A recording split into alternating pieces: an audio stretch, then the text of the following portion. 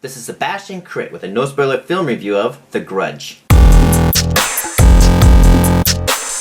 Written and directed by Nicolas, The Grudge follows the story of 3 different families over 3 different years in what can only be termed as a haunted house. And although this film was panned 20% on Rotten Tomatoes, it's actually a pretty intelligent movie. Haunted houses, first of all, are pretty difficult to make, and a movie full of jump scares like The Grudge are typically not what you want to see in a horror movie. The film follows Detective Muldoon as she investigates a series of murders that originate from a house on Rayburn Avenue. At the beginning of the film, you realize that the house has become haunted due to a previous owner who had gone to Tokyo and brought back the curse of the Grudge with her. Even though this movie wasn't seen very highly by the film critics, I can understand where they're coming from, because as horror movies go, it does actually go along pretty slow. What I especially liked about the film was its use of jump scares, which, like I said, is not something that you want to see in horror films because they seem pretty cheap, but The Grudge actually did a really good job of using the jump scares effectively. For serious film studies, this movie does incorporate a lot of surrealism,